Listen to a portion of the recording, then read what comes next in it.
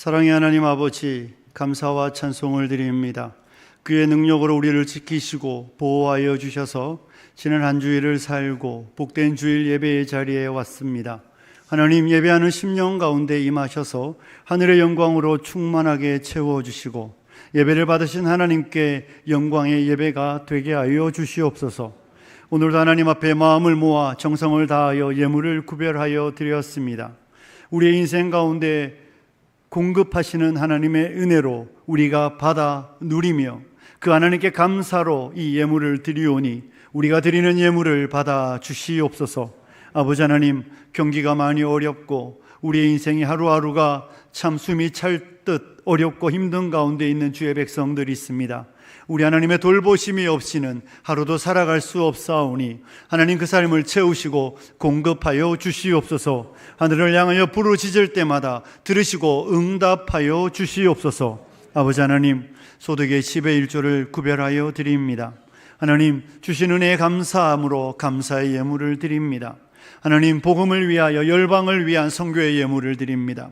환난당한 이웃들을 위하여 구제 헌금을 드리며 다음 세대를 위하여 장학 헌금을 드립니다. 그리고 주일의 헌금을 드립니다. 우리가 드리는 모든 예물 받아 주시옵소서. 이 예물이 사용되는 곳마다 하나님의 나라가 확장되게 하여 주시고 하나님의 백성들이 위로받게 하여 주시고 힘없게 하여 주시고 다시 일어나는 역사가 일어나게 하여 주시옵소서. 하나님, 말씀을 들으려고 합니다.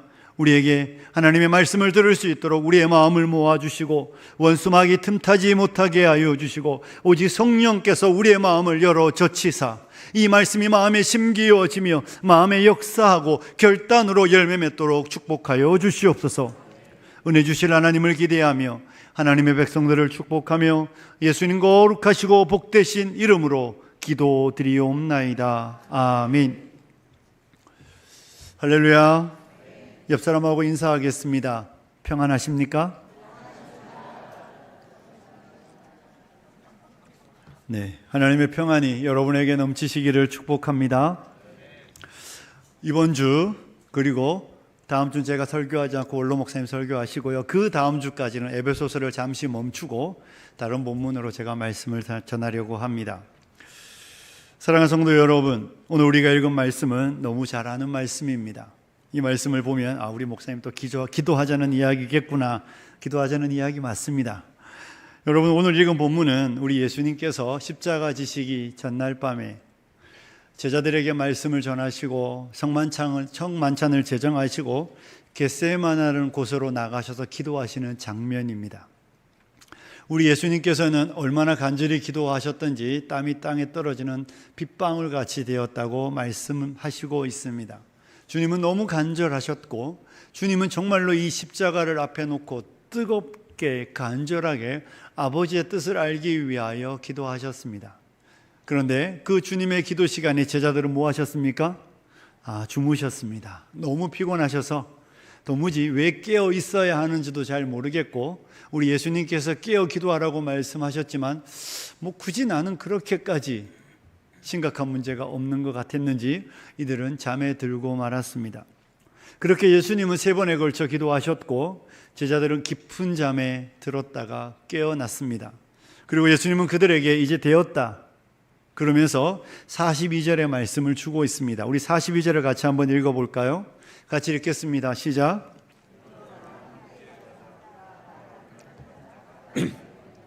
아멘.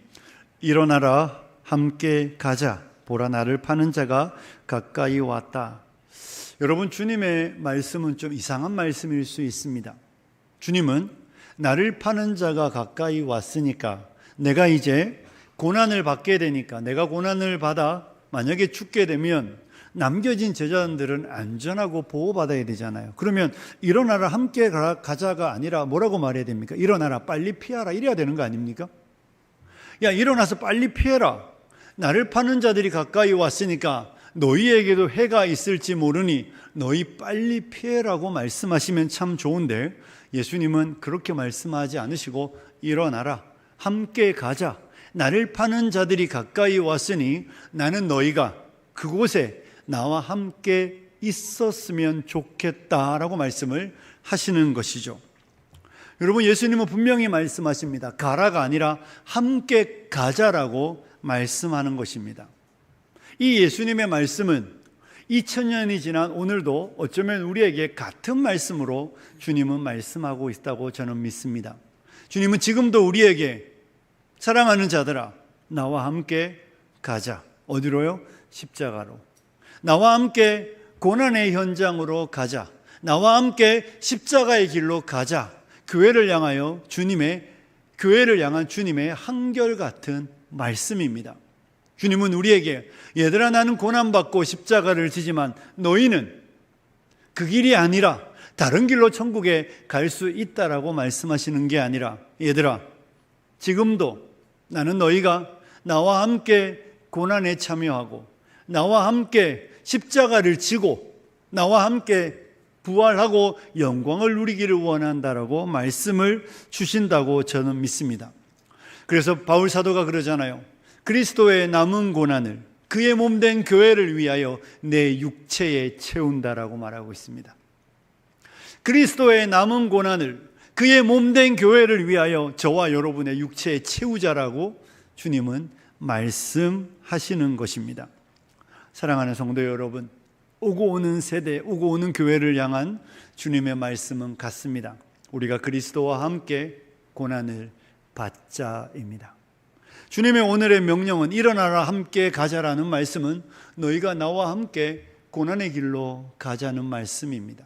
너희가 나와 함께 십자가로 가자는 주님의 부르심입니다. 오늘 우리에게 그리스도와 함께 고난을 받자라는 그 말씀이라고 읽어도 다르지 않다고 저는 생각합니다. 주님의 요청 속에 이 이후의 사건들은 어떻게 전개되는지 여러분 잘 아실 것입니다. 일어나라 함께 가자 말씀하실 때 주님은 이제 십자가의 길로 가십니다. 우리 주님은 잡히셨고 신문당하시고 채찍질 당하시고 고난당하셨습니다. 밤새 매질당하셔서 십자가를 질 힘도 없으셔서 구레네 사람 시몬이 대신 그 십자가를 지고 골고다로 나아갔습니다. 주님은 혼자 감당할 수 없었습니다. 하지만 그 길을 가는 동안 주님은 두려워 떨거나 염려와 불안에 사로잡히지 않으셨습니다. 주님은 고난 가운데 절규하며 하나님을 향하여 원망과 탄식을 행하지 않으셨습니다. 주님은 평온하셨고 평안하셨으며 주님은 아무 일 없는 사람처럼 자기를 따라오는 여인들을 향하여 위로하시고 그들을 향하여 도전하셨습니다.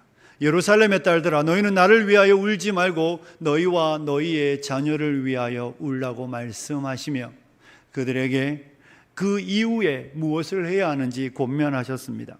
뿐만 아니라 십자가에서 그 고난 중에 마리아를 향하여 여자여 보소서 아들이니이다. 제자에게 부탁하며 내 어머니라 말씀하시며 어머니의 삶을 돌보아 주셨습니다. 뿐만 아니라 십자가에 달린 한편 강도를 향하여 네가 오늘 나와 함께 낙원에 있을 것이라고 그를 구원으로 초청하여 주셨습니다. 십자가 상에서 십자가의 길에서 할 수 있는 일들이 아닙니다. 그 고난과 고통의 십자가 상에서 견뎌내는 것만으로도 힘들고 감당하기 어려운 중에도 주님은 평온을 유지하시며 그 십자가 상에서 위로자가 되시고 권면자가 되시고 구원자가 되어 주셨습니다. 그래서 이사야 선지자는 이사야 53장 7절에 이런 말씀을 주고 있습니다. 함께 읽을까요? 시작.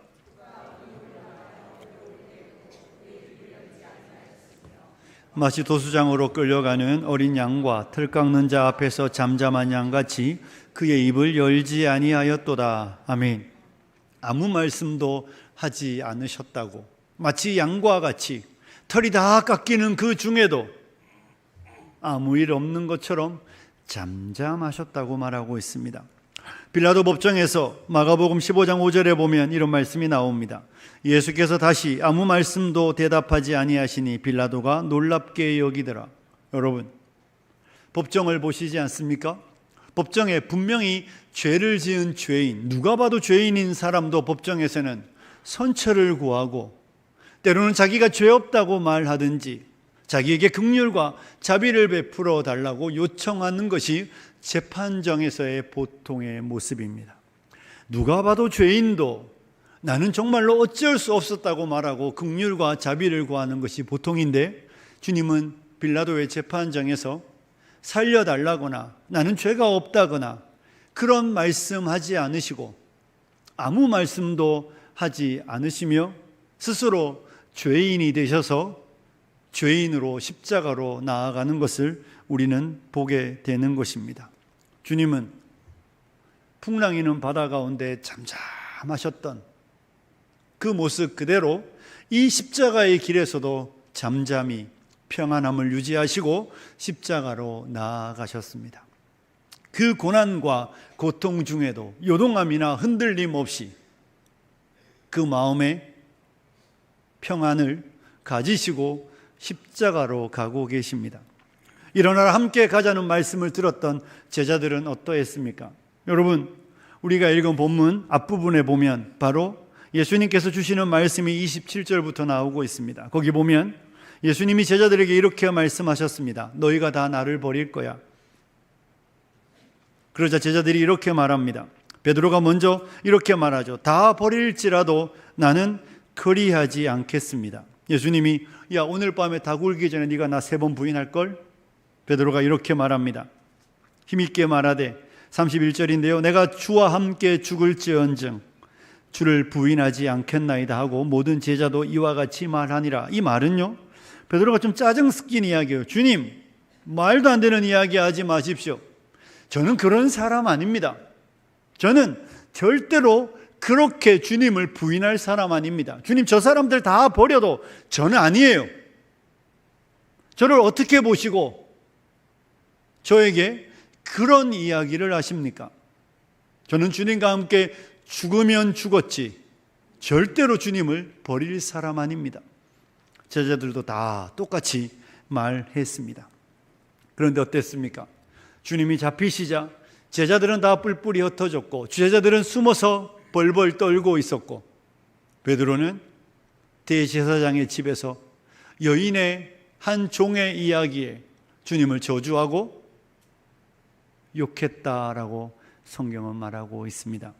그는 분명히 호언장담했지만 호기롭게 다 주님 버려도 저는 절대 아닙니다라고 말했지만 그는 주를 부인하고 욕하는 자리에 설 수밖에 없었던 것을 우리는 본문을 통해 보게 됩니다. 사랑하는 성도 여러분, 일어나라 함께 가자라고 말씀하신 주님의 부르심에 주님은 그 부르심의 길로 끝까지 나아가시며 승리하셨지만 제자들은 실패하고 비참한 밤을 보낼 수밖에 없었던 것을 보게 됩니다. 무엇이 이런 차이를 만들어내었을까요? 무엇 때문에 이렇게 전혀 다른 길을 걸어가게 되었을까요? 저는 이 본문을 읽으며 이렇게 결론을 내렸습니다. 겟세마네의 기도로 승리하신 주님과 겟세마네에서 실패한 제자들의 삶의 결과라고 믿는 것이죠. 기도로 주님은 그 밤을 이겨내셨고 잠들었던 제자들은 그들 앞에 오는 문제 앞에 실패할 수밖에 없었던 것입니다. 사랑하는 성도 여러분, 이 땅을 살아가다 보면 같은 환경에 놓여 있는데 전혀 다른 삶을, 전혀 다른 반응을 보이는 성도들을 보게 됩니다. 같이 어려운데 어떤 사람은 어려움 중에도 견디며 인내하고 어떤 사람은 같은 병 중에도 하나님을 신뢰함으로 이겨가며 아무 일 없는 사람처럼 평안함을 유지하는데 어떤 사람은 원망하고 불평하는 사람을 보게 됩니다. 환경이 달라서가 아니라 환경은 똑같은데 반응의 차이가 나는 것을 보게 됩니다. 무엇이 이런 다른 반응과 다른 응답으로 나타난다고 여러분 생각하십니까? 성도의 삶에서 이 겟세마네의 기도로 승리하신 주님처럼 성도의 삶의 자리에 겟세마네가 견고히 서 있는 사람, 기도의 자리가 든든한 사람과 기도의 자리가 무너져 있는 사람은 삶을 살아가는 삶의 내용은 다를 수밖에 없다입니다. 우리가 아무리 애쓰고 노력해도, 우리가 아무리 의지를 굳게 다져도 저와 여러분의 기도의 자리가 무너져 버렸다면 우리는 절대로 이 부르심의 길을 갈 수 없다는 것이 성경이 우리에게 가르쳐주는 진리입니다. 겟세마네의 기도로 승리하신 주님, 겟세마네가 주님에게 가르쳐준 네 가지를 생각해 보려고 합니다. 첫째는 무엇이겠습니까? 주님은 겟세마네에서 하나님의 뜻을 더 분명하게 알게 되었습니다. 우리가 보는 대로 본문에서 주님은 기도하십니다. 아버지, 알만하시거든 이 잔을 내게서 지나가게 하옵소서. 하지만 나의 원대로 마옵시고 아버지의 원대로, 아버지의 뜻대로 되기를 원합니다. 주님은 씨름하고 기도하시며 이것이 정말로 아버지의 뜻인지 묻고 또 물으셨습니다. 그리고 그것이 아버지의 뜻이라는 것을 확인하셨습니다. 그리고 주님은 그 확인의 과정을 끝나자 아버지의 뜻을 이루기 위하여 십자가로 가시는 것입니다. 아버지의 뜻을 알았을 때 주님은 아버지를 향하여 그 뜻을 이루어 드리기를 원하는 뜨거운 열망이 있었습니다. 왜냐하면 주님은 아버지를 사랑하시기 때문입니다. 사랑하는 여러분, 하나님을 사랑하십니까? 하나님을 사랑하시나요? 하나님을 사랑하면 아버지의 뜻을 이루고 싶어하는 열망이 있어야 합니다. 사랑하면 사랑을 하는 대상을 만족시켜주는 것이 우리의 궁극의 열망입니다. 그리고 그것을 만족시켜주기 위하여 우리는 뜻을 알고 싶어 합니다. 무엇을 좋아하는지, 어디를 좋아하는지, 어떤 말을 듣고 싶어 하는지, 내가 무엇 했으면 좋겠는지 묻는 게 사랑하는 사람이 있으면 나타나는 특징입니다. 저와 여러분은 어떻게 아버지의 뜻을 알 수 있겠습니까? 우리는 말씀과 기도로 아버지의 뜻을 알게 됩니다. 여러분이 하나님의 말씀을 들을 때, 말씀을 읽을 때 우리는 아버지의 뜻을 압니다. 그러면서 동시에 우리의 기도는 아버지의 뜻을 알게 되는 하나님이 주시는 방편입니다. 기도하지 않는 사람은 절대로 아버지의 뜻을 알 수가 없습니다. 기도하지 않는 사람이 말하는 아버지의 뜻은 대부분 추측입니다. 자기 생각일 때가 얼마나 많은지 모릅니다. 하나님은 기도하는 사람에게 그 마음을 열어 보여주십니다. 하나님은 기도하는 사람에게 그 마음을 열어 보여주시는 것을 기뻐하고 즐거워하십니다. 사랑하는 성도 여러분, 하나님의 얼굴로부터 나타나는 하나님의 음성들 여러분은 듣고 계십니까? 여러분은 아버지의 뜻을 알고 아버지의 뜻에 행하며 거기를 걸어가고 있습니까? 그러니 기도하지 않는 사람은 아버지의 뜻을 모르는 사람입니다. 기도하지 않는 사람은 아버지의 뜻을 알 수 없습니다. 기도하지 않는 자에게 하나님은 그 마음을 나누어 주시지 않습니다. 들으려고 하지 않는 자에게 말하지 않는 것입니다. 왜 하나님의 말씀이 안 들릴까요? 들으려고 하는 마음이 없기 때문입니다. 왜 하나님의 뜻을 발견하지 못할까요? 하나님의 뜻을 발견하기 위하여 하나님의 전에 나와 간절한 마음으로 하나님의 뜻을 구하는 그 기도의 무릎들이 사라져 버렸기 때문입니다.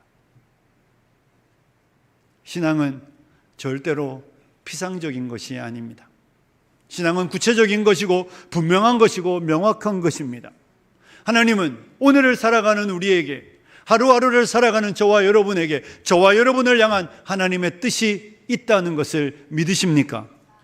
그러면 그 뜻을 발견하기 위해 우리가 해야 되는 일들은 기도의 자리를 지켜내는 것입니다. 기도의 자리에 이 우리의 겟세마네에서 주님을 만나셔야 합니다.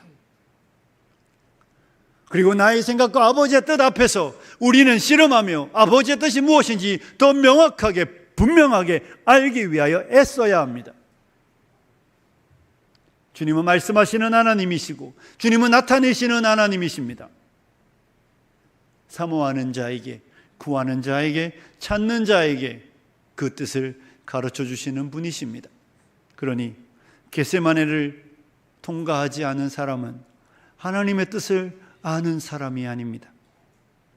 그리고 하나님의 뜻을 아는 사람이, 알지 못하는 사람이 하는 이야기들은 다 자기 생각입니다. 아무리 옳아 보여도 옳지 않을 때가 얼마나 많은지 모릅니다. 사랑하는 성도 여러분, 우리 주님은 겟세마네에서 아버지의 뜻을 아셨습니다.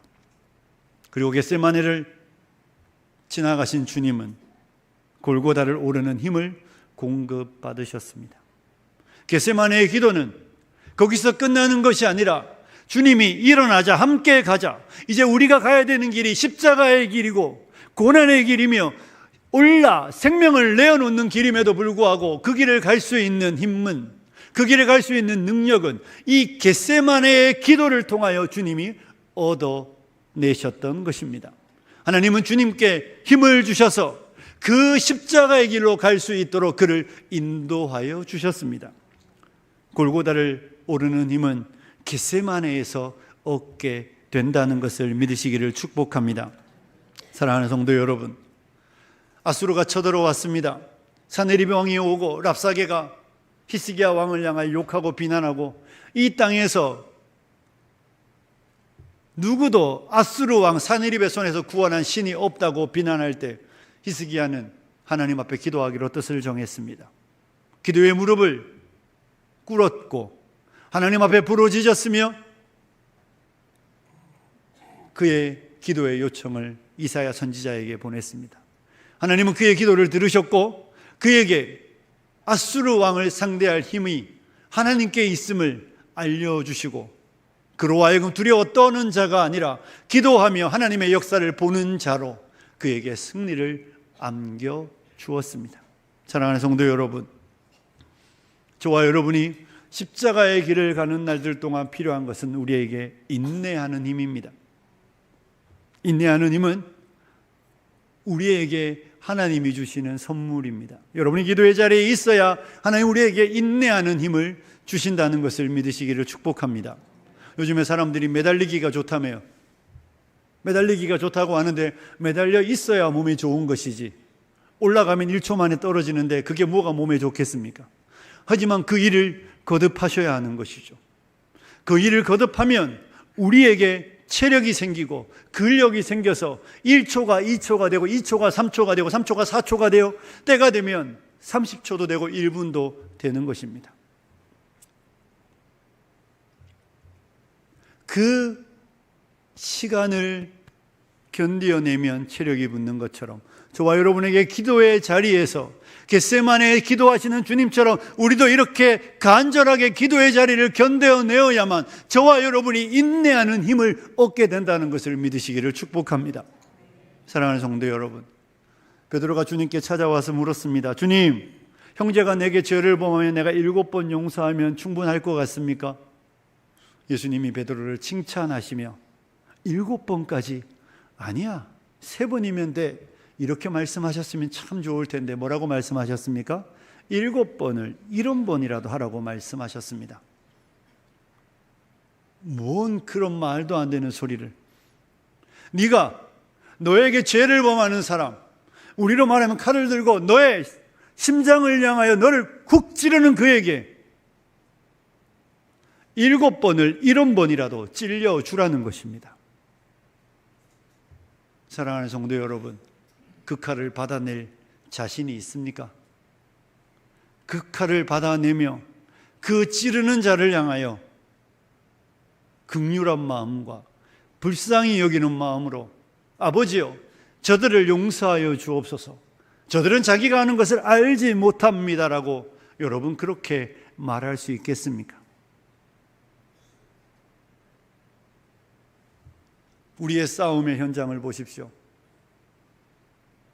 그 사람이 내게 잘못했기 때문에 화를 낸다고 다 이야기합니다. 틀림없이 맞을 겁니다.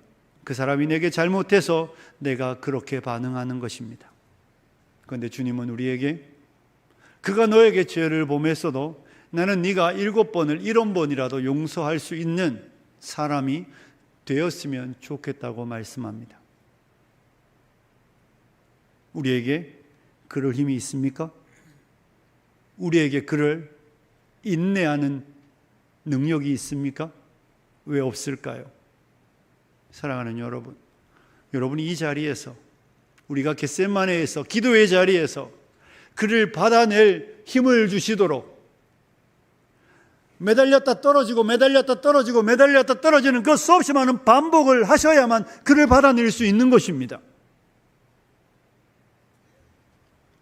기도의 자리가 다 무너져 버리고 우리의 겟세마네에는 먼지만 자욱한데 우리가 어떻게 세상을 인내로 승리할 수 있겠습니까?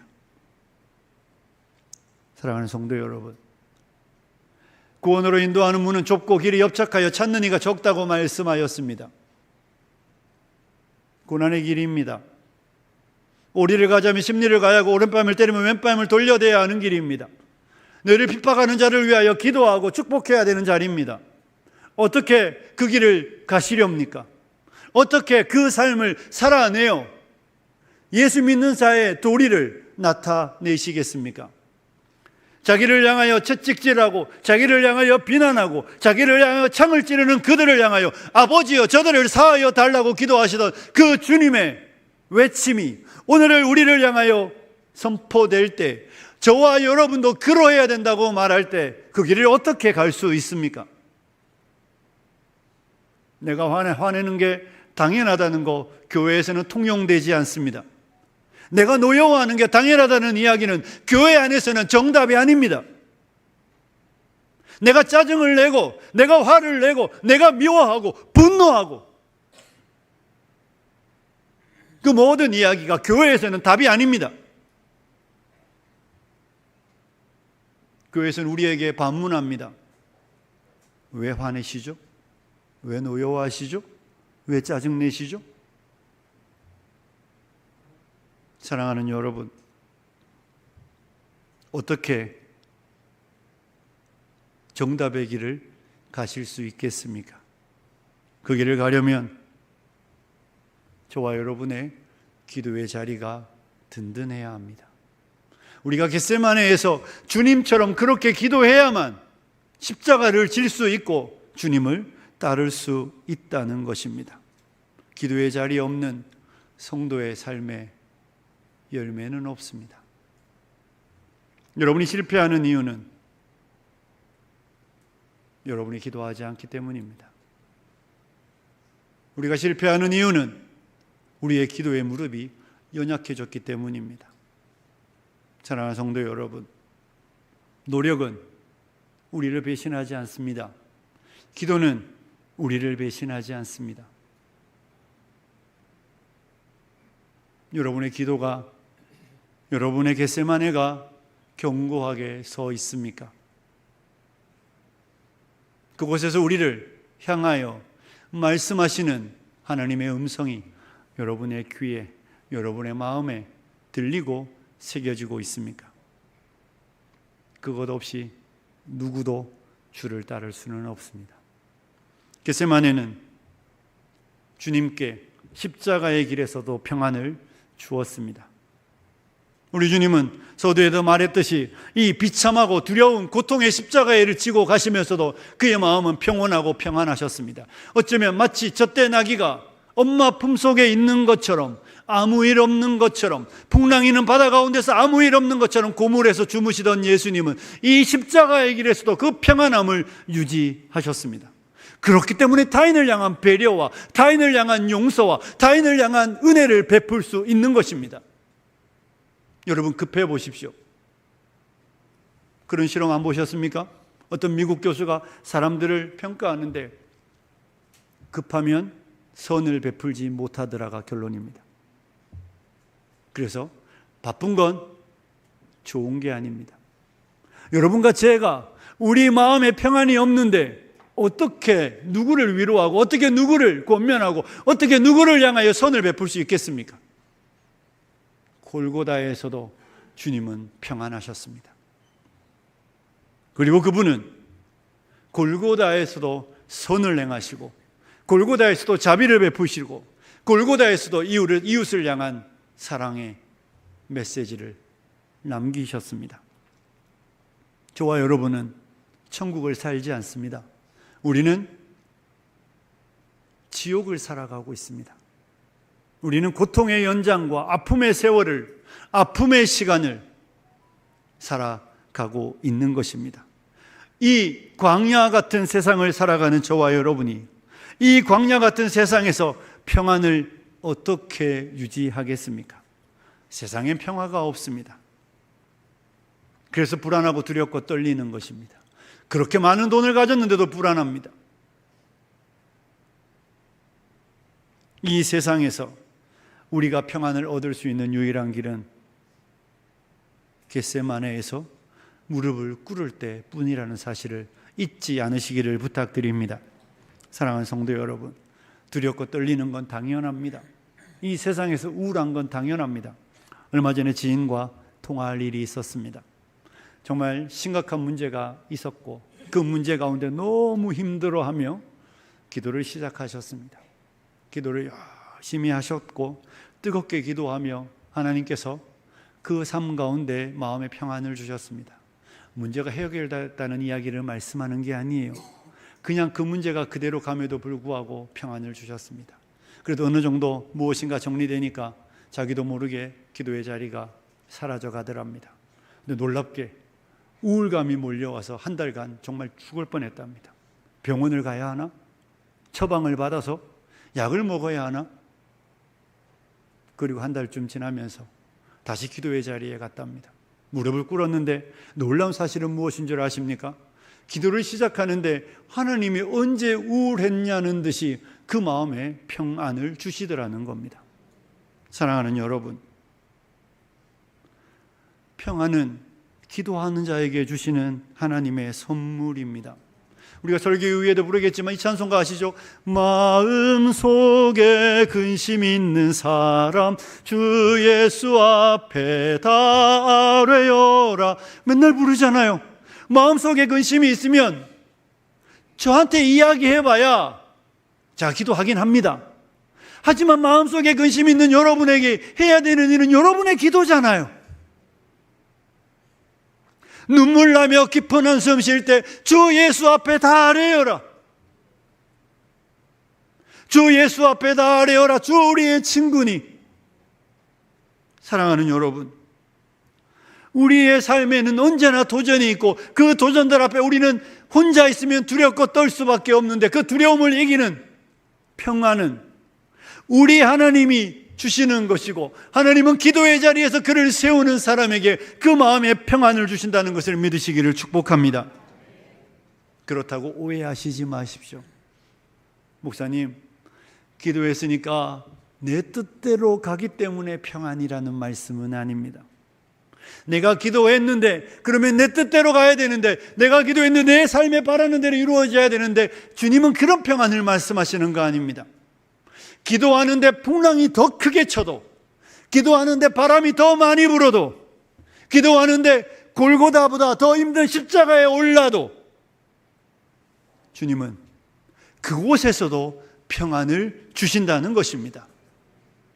내 방향과 내 뜻과 내 생각과 내 계획과 달라도 분명한 사실은 우리의 겟세마네에 우리의 마음의 무릎을 꿇는 자리가 있다면 그곳에는 분명히 하나님이 주시는 평안이 넘치는 줄로 믿습니다. 여러분, 마지막으로 겟세마네는 주님에게 승리를 선물하였습니다. 예수 그리스도는 기도하셨고 기도하신 주님은 승리하셨습니다. 예수 그리스도는 땀이 피가 되도록 간절히 기도하셨고 그 기도의 결과는 승리였습니다. 사랑하는 성도 여러분, 이 전쟁터로 부름받은 저와 여러분이 승리하기를 원한다면 반드시 기도해야 한다는 것을 믿으시기를 축복합니다.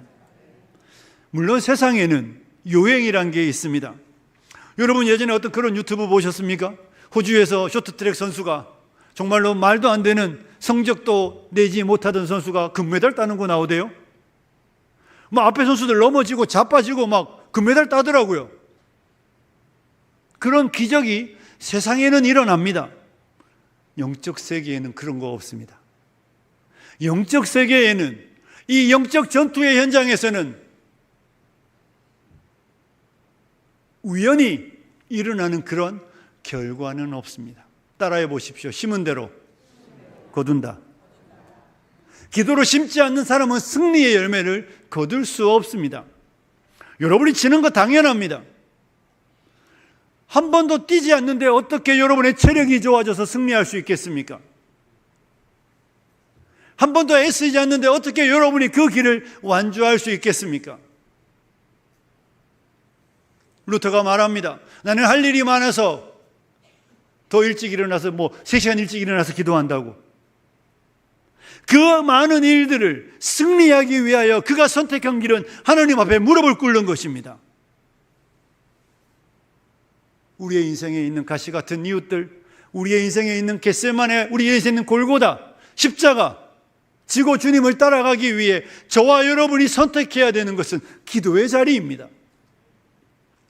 우리 교회가 오늘도 예배 이후에 주어지고 모임이 있고 예배당 이전을 위하여 고민하고 있습니다. 우리 교회가 해야 되는 일은 다른 거 아닙니다. 기도입니다. 하나님의 뜻을 알고 하나님이 모두에게 평안을 주시고 하나님이 모두에게 승리를 주시기 위해 우리가 선택해야 되는 것은 기도입니다. 기도하지 않는 곳에 자기 뜻은 꺾이지 않습니다. 자기 뜻이 꺾이지 않는 곳에 승리는 없습니다. 사랑하는 성도 여러분, 기도만이 선물로 우리에게 승리를 준다는 것을 믿으시기를 축복합니다. 말씀을 마무리하겠습니다. 여러분의 겟세마네가 있습니까? 여러분의 겟세마네의 기도의 자리는 견고하고 든든합니까? 사랑하는 성도 여러분, 뜻을 정하셔야 합니다. 뜻을 정하지 않으면 기도할 수 없습니다. 뜻을 정하지 않으면, 결단하지 않으면 하나님을 만날 수 없습니다. 저는 우리 사랑하는 성도님들이 뜻을 정하셨으면 좋겠습니다. 가능하면 새벽에도 오시고, 새벽에 힘드신 분들은 금요일에라도 꼭 나오십시오. 나오셔서 생명을 걸고 기도하셔야 합니다. 여러분의 영혼을 돌보셔야 하지 않습니까? 여러분의 영혼이 안전한지 안 안전한지 두렵지 않습니까? 바라기는 우리의 겟세마네가 견고하여 든든히 서서 십자가로 승리하시는 주님의 길을 우리들도 인생에서 일어나라 함께 가자는 주님의 말씀을 듣고 끝까지 주님을 따라 골고다를 올라 십자가에서 승리하시는 귀하고 복된 성도님들이 되시길 주님의 이름으로 축복합니다. 우리 이 시간 함께 기도하겠습니다. 들은 말씀 생각하고 하나님 기도하는 자가 되겠습니다. 하나님 게을러진 나의 기도를, 식어버린 나의 기도의 열정을 불쌍히 여겨주시고 다시 기도할 수 있는 마음을 주시고 그래서 승리하는 성도 되게 하여 주시도록 같이 기도합니다. 기도하시겠습니다. 존귀하신 하나님, 우리에게 말씀하십니다.